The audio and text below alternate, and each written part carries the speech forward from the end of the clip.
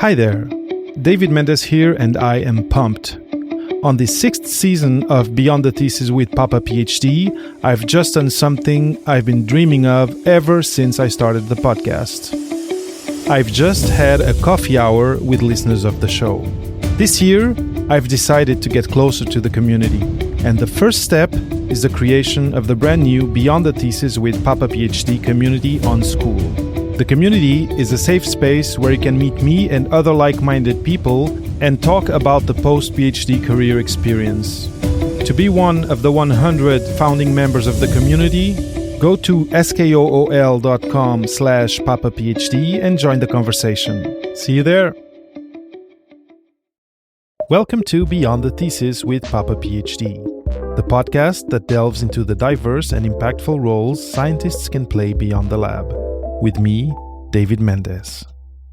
Today, I have the great pleasure of having with me, straight from Maine, Paulina Cossette. After spending 12 years in academia as a graduate student and political science professor, and struggling to find joy and work-life balance while working 7 days a week, Paulina finally found the courage to leave the academy in 2019. Since becoming a copy editor, she has built a six-figure business that allows her to live and work wherever and whenever she wants, take real vacations without any guilt, and collaborate with kind, brilliant clients all over the world. Paulina is now sharing what she's learned with scholars who needed change so they can find joy and true time freedom too. Welcome to Beyond the Thesis with Papa PhD, Paulina. Thank you for having me, David. I'm super happy to have you here. Yours is a very particular career journey, especially having gone all the way to being faculty. So I'm really curious for us to explore all of that. But you told me before we started the interview that you grew up in Florida. Now you're in Maine. Can you share a little bit more about who Paulina Cossette is? How your interest in political science drew you towards graduate school, and then maybe we'll go from there to step by step go through your journey and learn what it is that you do exactly as an editor today, and how what you do and what you've learned is allowing you to help other people enter in that space. Yeah, so I grew up in Florida. I'm a first-generation college student. I was raised by a single mom, and so the idea of owning a business never entered my mind. I never thought it was something I would do or something I could do. And so, I was a good student. I got straight A's, and so I understood I needed to go to college, and so I did. And when I graduated with my bachelor's degree in political science, I had no idea what I wanted to do. But I thought I like school, so I'll just keep going and figure it out. And so I went on to get my PhD in political science. And, when you start a graduate program, you're sort of, it's assumed that you're just going to go on and be a professor and that you're going to follow the tenure track and keep going. And, no one really talks about other options. And so I followed along. I did what my advisors suggested, and I went out on the market and got a tenure track job. And it was in a city I didn't want to live in, and, at a school I didn't want to be at, but I was being told that this is what you're supposed to do and you don't have to stay there forever. And so I did it. And, I think my story in academia is like a lot of people's, where we do the best we can, we do everything we're told, and yet we're still miserable because we're always being taken advantage of. And so after probably 7 or 8 years on the tenure track at 2 different schools, I had a child and I was working 7 days a week, and I couldn't do it anymore. And I realized I had to leave. And so July of one summer, 2019, I quit, and we moved to Maine, which is where my husband grew up, and I've never been happier. So, it was quite the journey, and it was a lot of really terrible experiences that I'm now able to use to try to help other people find their way out too. Yeah, that kind of storyline, I think, is one that will resonate with a lot of people out there. A lot of the listeners of the show, of course, but a lot of people just in the PhD, the graduate studies community, and especially considering you being a first generation graduate student. It's the same case for me, and I think part of this question of seeing just one path to follow has to do a little bit of it has to do with being first generation. Unless you have a mentor right from the beginning, or mentors that kind of steer you and show you the behind the scenes, it's tough to navigate and to actually be very intentional about each choice and each turn you take in your journey. And then, like you said, you end up being taken by the current. And then you kind of wake up at a certain moment, either after one or two postdocs, or like yourself, one or two positions in tenure track, and seeing, okay, this is actually where I heard I was supposed to come, but it's not working for me. And from what you're saying, you work with people who maybe have similar experiences and challenges in their journey, in their academic journey. From your experience of working with academics who are considering a change and a pivot, apart from this question of being first generation and maybe doing the best we can with the resources and the knowledge we have, what other obstacles are people facing that bring them to this realization of, oh, you know what? Okay, I've come this far, but I need to pivot. What sort of obstacles do they bring when talking with you in that context of reorienting? Yeah, I think, as a first gen college student and coming from like a blue collar background, you go into academia thinking this is stability, right? This is a salaried job. I remember being an undergrad and being told that an assistant professor made $50,000 a year, and I thought, "Oh my God, that's a lot of money," And then when you get here, and you're working 80 hours a week, you realize it's really not that much money for what you're doing and the amount of education you have. But yet, no matter what background you come from, you are channeled in academia to that one path, right? The go get the tenure track job, do the research, do the teaching, get tenure, right? Write a book. Like, it's like that set path that we're supposed to follow. And I think that so many people, particularly women and particularly people with families, are on this path, and we're trying to do the right thing. We're trying to do what we're supposed to do to be happy and productive. And yet we're miserable, and we just have no idea what else to do because no one has ever talked to us about what else you can do with a PhD. And that was my challenge when I left. I cut the cord and I quit, and we moved across the country, and so it was a clean break. But I didn't have a job. I needed to apply to jobs, and so I was sending out resumes, and I was constantly told that I was overqualified, and nobody wanted to hire me. Part of it is we live in rural Maine and there aren't many options here, but even for remote jobs, I just could not crack the code on how to get a non-academic job. And so I had just written a book and worked with a copy editor with the press, and I thought, well, I could try this for a little while. And I did, and I'm so glad I did because I absolutely love it. But, I think so many people that I talk to who they just feel trapped in academia because they don't know what else their options are. Yeah, that is a fact still today. I think, some PhD programs or institutes are starting to wake up to the fact that they need to offer something to graduate students, because the reality is 80% of graduate students at least will not find a job, a tenure track position, because they just don't exist for for that many people that come out every year with the degree. and yeah, it's one of the big gaps in training or in preparation that you come out of graduate school with, is being ready to approach the job market with this specific degree, but outside academia. Yeah. So how did you then navigate that? You said that you were working with this editor, of course. So there's some serendipity there of an opportunity that arose. But those first, tailored resumes, those first conversations, or maybe interviews that you had, how did they go? Did you end up learning out of them something that helped you understand what this kind of loss in translation from you, a PhD holder, and an employer who doesn't understand why you're in front of them with this degree?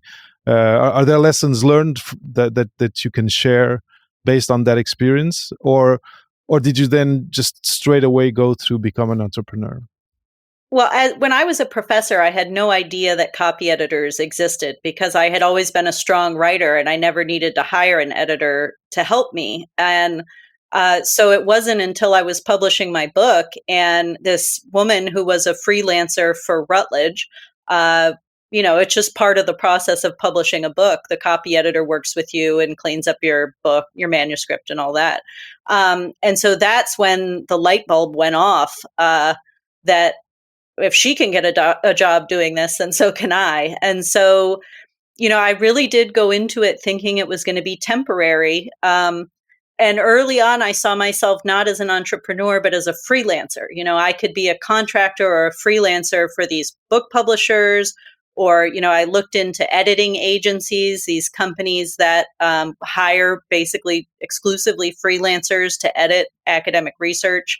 And I needed a job. So I made a resume and I sent it out to as many companies as I could. And I started getting hired. And, one advantage that faculty or other people with academic experience have going into editing is that we already know how to edit research. We do it all the time, whether we're grading papers or we're supervising student research or we're co-authoring. We do editing all the time, and so there's not a lot that you need to learn per se, to go in and to start a career like this, at least in terms of the editing aspect. So yeah, I mean, I don't have any insight on the industry side of things because I never succeeded at that.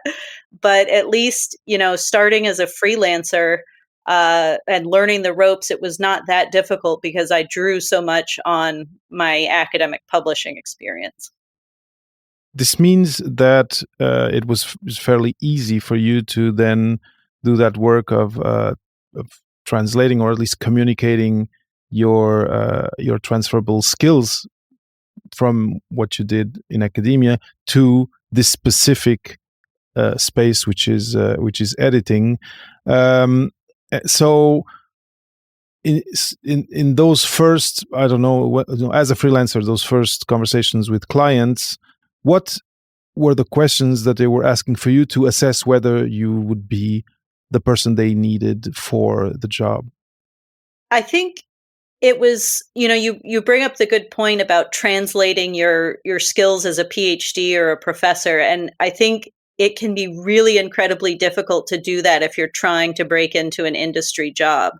But because I was aiming for these freelance positions for, university presses or editing agencies, all I needed to do in my resume was first to cut down my CV to a one-page resume, which was hard, um, but to just emphasize or kind of, you have all these editing skills that I was mentioning. You just need to reframe them as specifically editing skills. So instead of putting on your resume that you supervise student research, you might say that you have 10 years of academic editing experience, it's true. It's just in academia, we call it supervising student research or co-authoring. And when you're going to an editing agency, you want to emphasize that you do actually, have that editing and publishing experience. You might also put your publications on the resume just to show that or summarize. I have 5 peer-reviewed journal articles or something like that, just to show that you have that publishing experience. But I think it's a matter of just reframing what you've always done as academic editing work.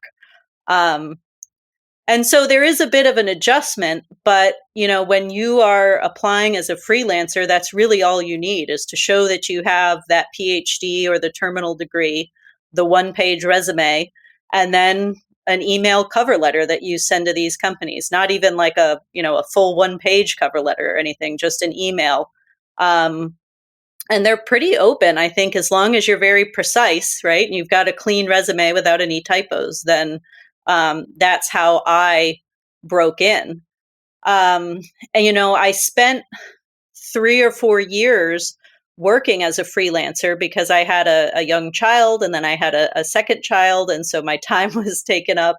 But after a while, I did start to learn to attract private clients. And I think that's when things really, really got exciting, because I enjoy that work a lot better, and it pays a lot better too. And now, in those first conversations and agencies that you contacted, was your domain of expertise of academic research important to them? Was it kind of secondary? How important? Because, like you were saying, you had to cut your CV into a resume, into a one-page thing. One thing you cut is a lot of the details, the granular details of what you achieved during your academic journey, which is when you're in academia, that's what's important, all the publications, etc., etc. And I wonder how much of the specifics of that is valued or is important when you are launching yourself into a career as an editor, or is it more, or do they ask of you to be more of a generalist? So for you, did you work directly in projects related to political science? No. So I think they do want more of a generalist. And I think that's true of editing in general, but it's also especially true when you're freelancing with these companies. And it's because you are not serving the role of a peer reviewer, right? You're not assessing whether or not the work is publishable, whether or not the methods are correct. You are simply assessing the language and the writing, and your job is to try to improve the writing, to make it as clear and concise as possible. If you also want to add some comments and tips about that are more of a substantive nature, then that's fine. But really, what they're looking for is, are you precise? Can you return the edited file complete and on time? And so it's they're not looking for an expertise in political science. And in fact, when I started out working for some of these agencies, they would send me articles that were in totally different fields, in chemistry and engineering and computer science. And it was a bit of a struggle because that's a totally different language than what I speak. And I did the best I could. But nowadays, with private clients, I mainly work with people that are, the social sciences, humanities, subjects like that. I would not take on something, like in chemistry, because it's a disservice to the client to try to have me sort through that. Of course, and it makes total sense. And my journey, and I do medical writing, has been the same. Like, once I was able to start having my own clients, of course, then I had a choice of what type of projects to take on, and versus working in an agency where then you take what is put in front of you. That being said, my experience working with, at a medical writing agency, was that I learned a lot, and that allowed me then, a little bit like you, to then transition to being able to work for my own clients. So I think there's also a learning journey there, where the more freelance work for an agency is less maybe palatable. You can be surprised by the subjects, or challenged by what you need to work on, but you learn the tricks of the trade, and then, just like you said, you eventually are able to to become more of an entrepreneur and having your own portfolio of clients. Can you talk a little bit about how that transition happened, whether it was something slow or was it a clean break from one to the other for you? Well, for me, it was particularly slow, mainly because I had two little kids, and I just, I was very focused on getting as much work done as I could in a small amount of time. And part of the problem is there's really no guidance out there that's specific to academic editors in terms of how to create a business or how to do marketing. There's all kinds of marketing advice out there, but it's hard to sift through especially if you have no experience in entrepreneurship. And so that's why I recommend to the students who are in my course who all have backgrounds as faculty is the editing agencies, like you said, are not ideal. They don't pay very well. You're not really getting to choose your projects. But it lets you practice those editing skills in the context of being an editor rather than a professor. And you don't have to think about finding clients or marketing or having writing up a contract for your clients to sign or any of all that other stuff that comes in later on. If you start with the agency, they send you as much or as little work as you want, and you practice the editing skills, you get really good at it. And for the 4 to 6 months or so that you're doing that, you can also be trying to build up a network of clients that may want to hire you later down the line. And so, yeah, it took me probably 3 or 4 years to really start branching out and trying to attract private clients. A lot of that, like I said, is because there's just not help out there to teach you how to do it. But a lot of it too, I think, was a self-confidence issue. I thought, maybe a little bit of imposter syndrome left over from academia that, told me I wasn't good enough yet, or I wasn't I wasn't experienced enough yet, and I needed to take more time. And when I did finally start attracting clients, I realized that I really do great work and they're always really happy with me. And I am good at this, And I think we all go through so much trauma in academia that tells us that we're not good enough. And it's everything in academia is about criticism. And when you get out in the real world, you realize that you are good enough. You are great at what you do. And if you can find that thing that you're really passionate about, then you can excel at it. And so, so I think it took me longer than it should have, which is a big reason why I developed this course to try to help other people, do it in a year instead of 4 years.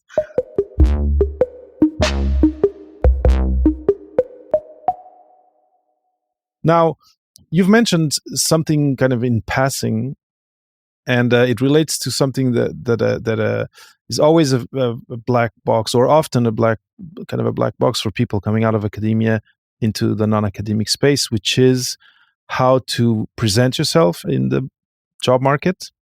But where I'm going is how to value yourself in the job market.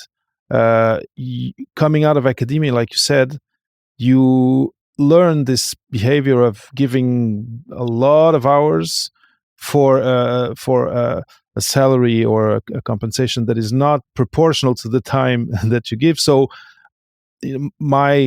what I usually say is that you actually learn to undervalue yourself, and that often ends up having a slowing effect of your career and also your remuneration evolution once you're out of the academic space.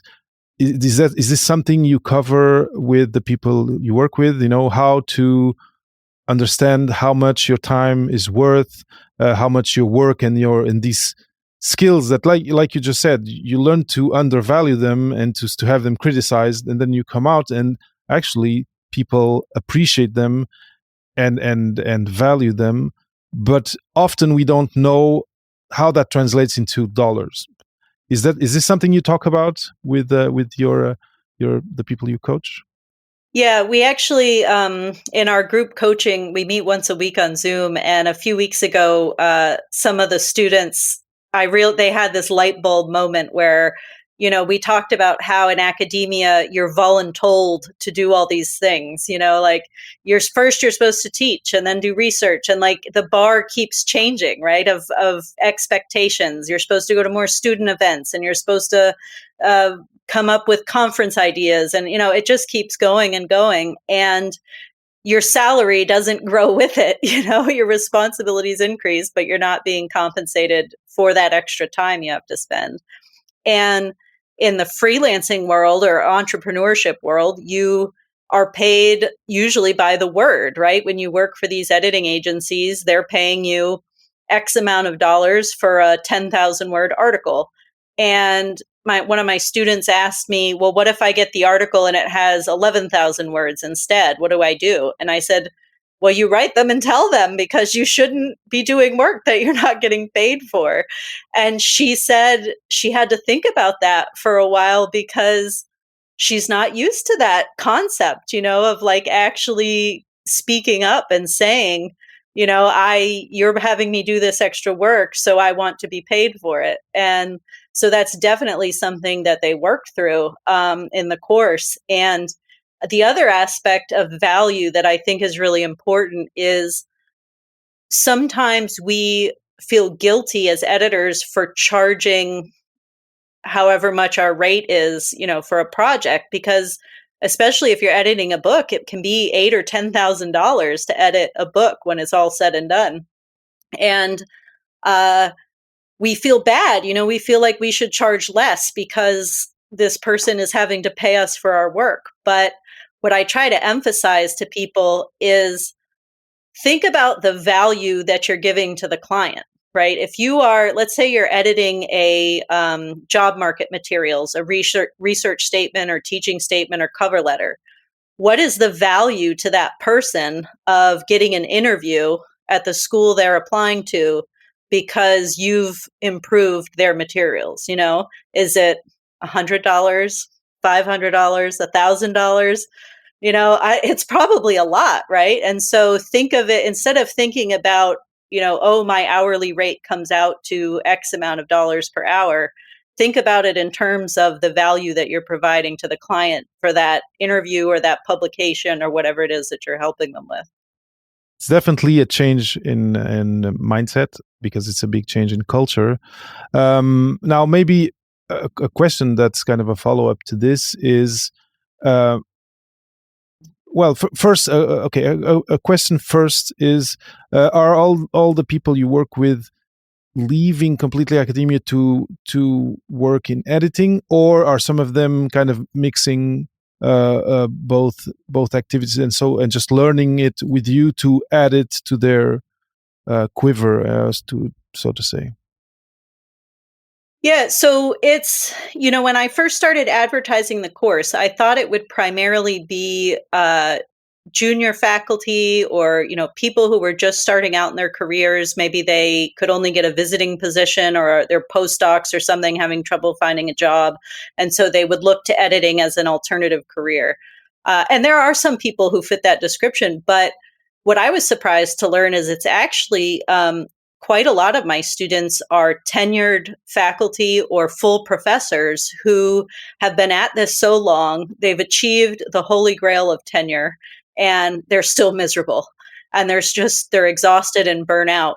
And so some of them, I would say it's probably half and half. Some of them are, either they've already quit, or this is their last semester and they've turned in their resignation, and they're moving to do editing full time, or maybe as like an early retirement option. Whereas others are still sticking with the faculty job. They're not really happy about it, but they need the income. And so I think the idea is that they can try editing to start, see how it goes, and then once they've been able to build up their client base and their business, they can quit the academic job and do the editing full time. So if, let's say, you're doing this full time and coming with that profile, right? You've been a professor, you've had this academic career, so you bring those skills with you, that profile. what can it look like in terms of substituting a salary of academia with one in the space? What ballpark is a salary that an editor can make coming from this profile? The short answer is there's a huge range, right? And I'd say a lot of the factors that play into it are how many hours can you work, because it's you're not on a salary anymore, and so it's how much you get paid depends on how much work you can do. And something to think about there is, remember that editing is a solitary, or is a sedentary. It's also solitary, but it's a sedentary job, and so you have to think about how long can you sit staring at a computer screen. Um, the other major factor is how quickly can you edit.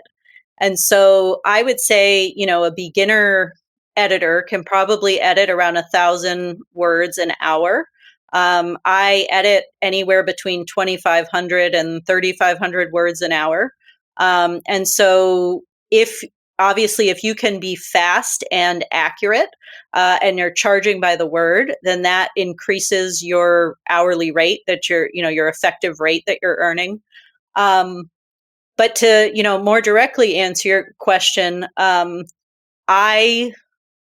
first year editing, when I was just working for the editing agencies and publishers, and I had a small child at home, I made about $45,000. So that was slightly less than what I was making as a professor, but I was only working about 20 hours a week. And they don't give you insurance, or they don't contribute to retirement, and so I'm lucky that I have a partner, a husband who has a salary job, who offers that. But so all these factors play a role, and when you get into working exclusively with private clients, I'm on track this year to now make over $100,000. So it is quite a range, and it really depends on those things that I mentioned: the speed, can you be accurate and quick? Can you work, 30 to 40 hours a week?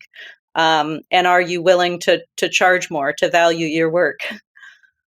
Is there an organized community of editors coming from academia, or is it maybe around you and what you offer there is a small one?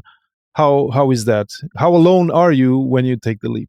So there are some groups on Facebook that are for editors. There's a couple that are specific to academic editors, but there's nothing that's specific for faculty who are becoming academic editors. And so that's another reason that I created this course, is because I wanted to get people together who have been through these pretty terrible experiences, and to have that community aspect, and so part of the course that I teach is not just the digital course with the videos and the templates and everything, but we get together once a week on Zoom and we talk for an hour about whatever challenges people are having. And so when we started in July this summer, there were a few weeks that we dedicated to just transitioning your identity from being a professor to being an editor, and talking about what have we been through and how do we overcome that, and questions like how do you value yourself, and those kinds of things. Then we sort of went through this phase of how do we build the resume and apply for jobs and start a website, and now some of the group members are going back to teaching with the start of the semester, and so we're talking about how do we balance editing plus teaching. And so, it is, editing, if you go off on your own editing, it can be quite isolating because you're working from home, and your interactions with colleagues are really limited to these Facebook groups of editors. But I think this space that we're building is really helpful because we've all been through the same thing. We're all faculty. We've all tried publishing, and now we're moving into this editing career, and we can support each other as we go along. So if you're listening and you're thinking of editing, first there's the webinar where you can understand whether it is for you or not. And then eventually there's a community growing around this program. that will make it, that'll give you kind of a little tribe that you can start with instead of going it alone.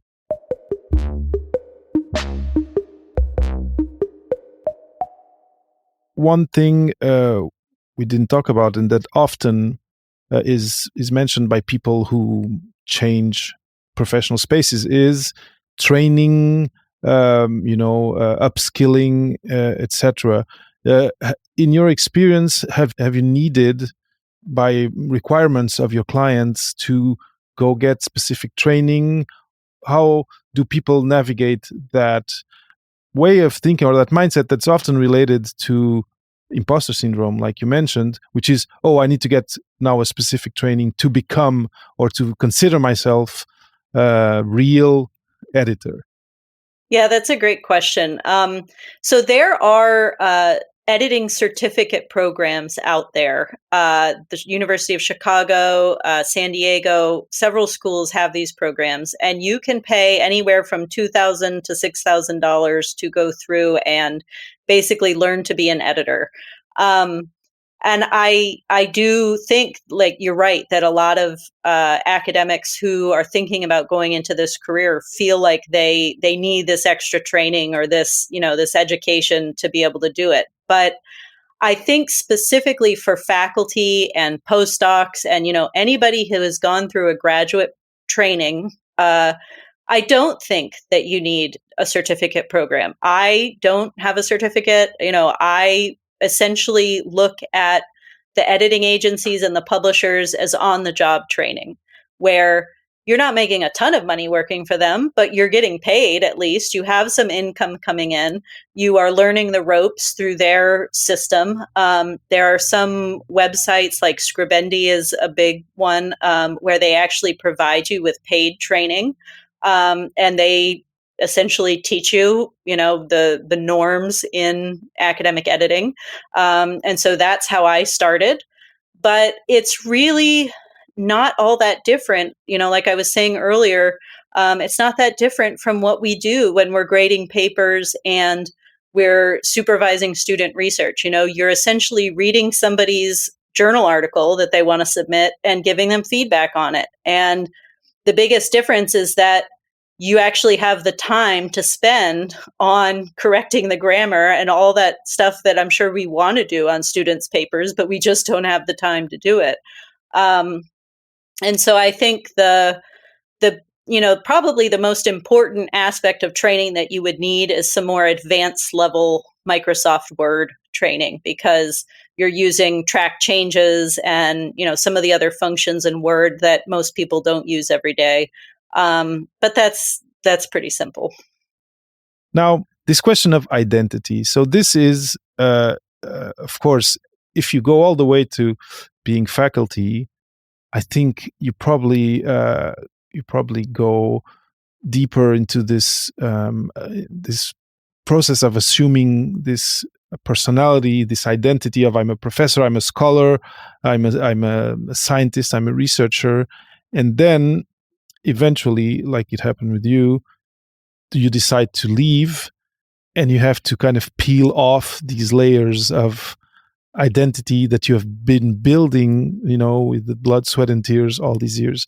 Often, I talk with people who do that right after the PhD, let's say, and you go even further, and for them it's already hard, kind of saying, okay, all these years that I've dedicated to this and to getting this degree, I'm now dealing with these feelings of, okay, maybe failure even, or maybe because people are asking me, so you did all this and now you're moving out. What is what is this? So is clearly this is something that you have gone through.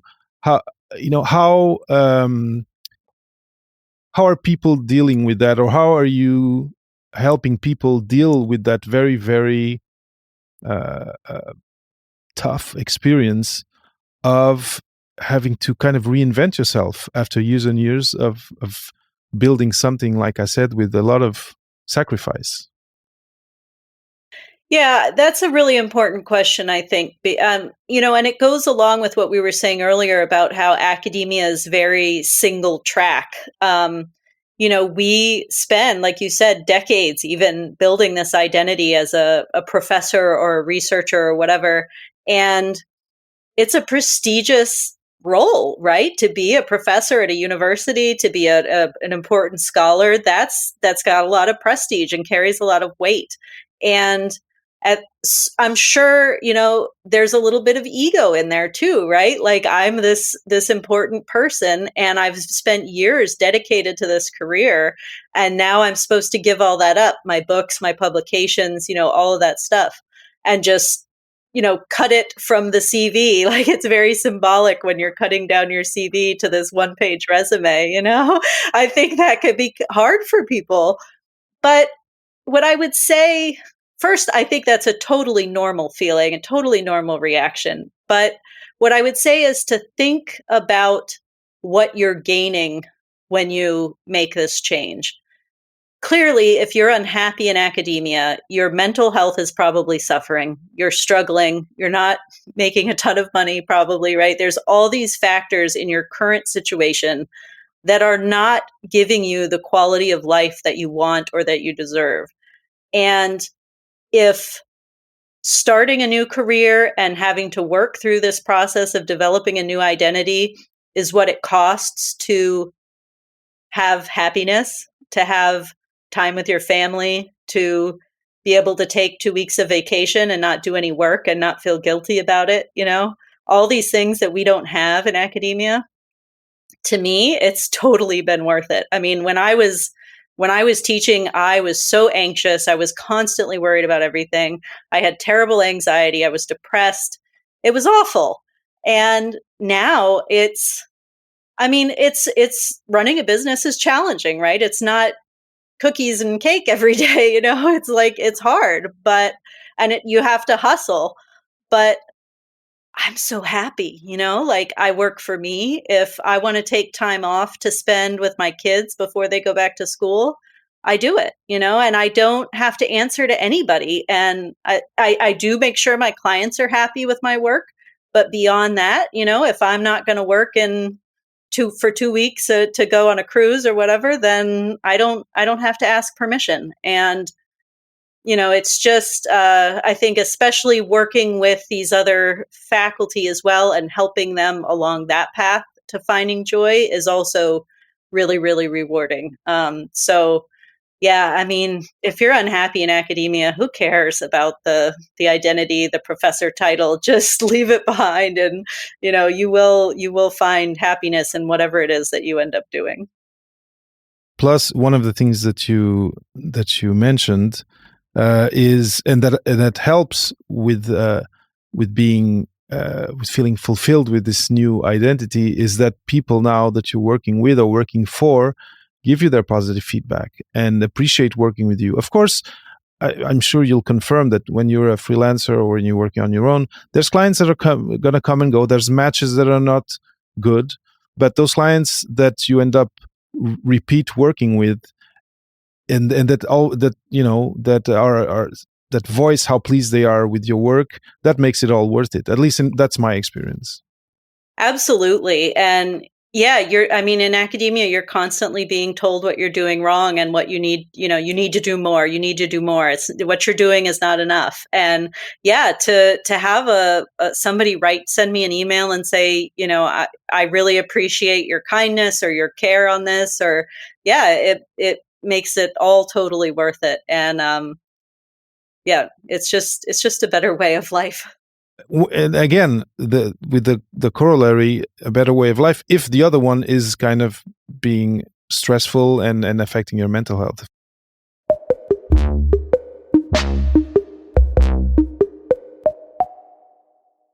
Your website is acadiaediting in one word.com.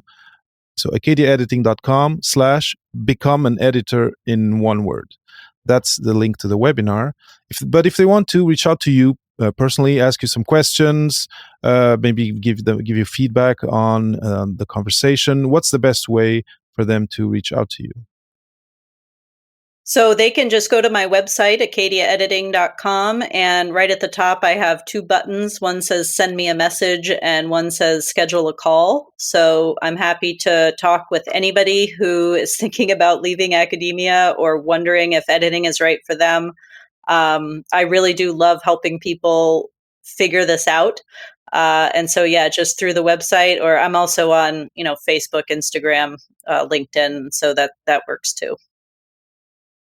Perfect. And the way to find you is Acadia Editing or by your name, Paulina Cossette? Well, LinkedIn is my name, but the other Facebook and Instagram are Acadia Editing. Excellent. Paulina, so as I was going to say, one of the things that I found really interesting in your story, it's really a microcosm of what all these people who are leaving academia for different reasons, but are going through, be it right after the PhD, be it in the postdoc, or be it when they are faculty. And actually, let's start with this latest point or subject that we talked about, which is the question of identity. It is a process of of mourning in a certain way for something that you embarked on at a young age, with some vision and some ideal of where it would take, and then that along the way, as you treaded the terrain, you understood, okay, I got here, I actually accomplished this, but this is not where I want to stay. And what I'm getting from the last words that you shared is nothing is worth paying with your mental health and even maybe your physical health. And there is space out there. There's audience out there for you with your background, but in other spaces where you'll be valued, where your time and your know-how will be valued in another way, and where even the way you are thanked and the way you are appreciated is very different from what happens in academia, which, like you said, is more a place where gaps are pointed than accomplishments are applauded, let's say.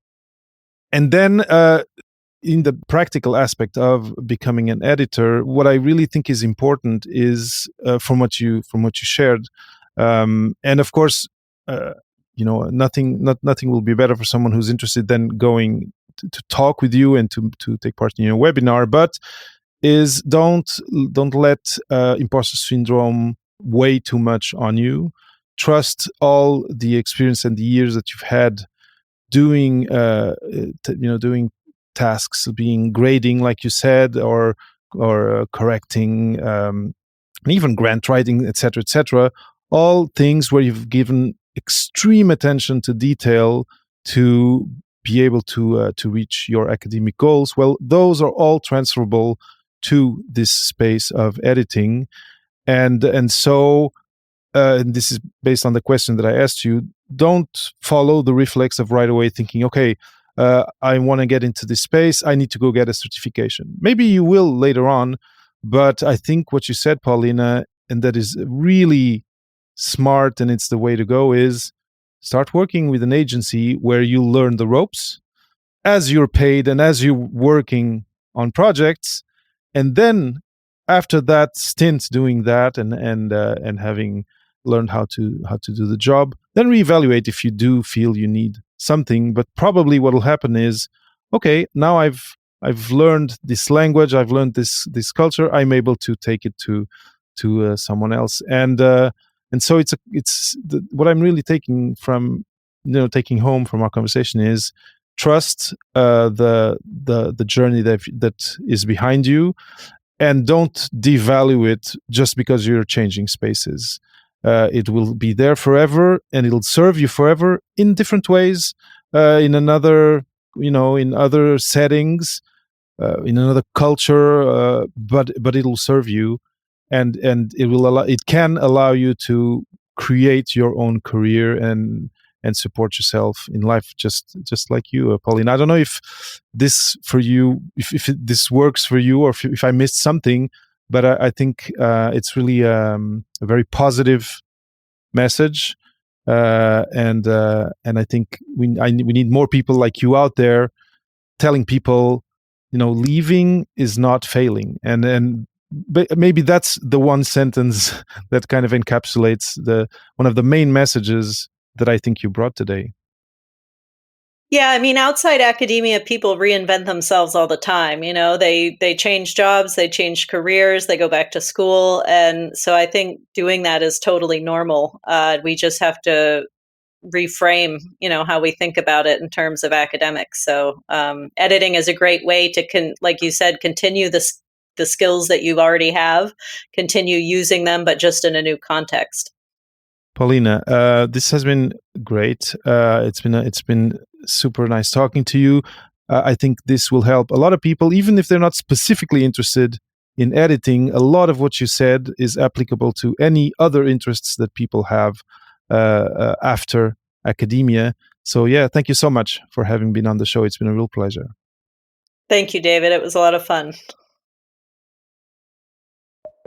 Thank you for listening to episode 3 of season 6 of Beyond the Thesis with Papa PhD, with me, David Mendes, and my guest, Paulina Cossette. If you have questions or comments about what we talked about in this episode, you can now bring them directly to me in the brand new Papa PhD community on Skool.com. Simply go to skool.com/papaphd in one word and find like-minded people sharing their stories and asking their questions about how to navigate your career after the PhD. Catch you at the next Q&A.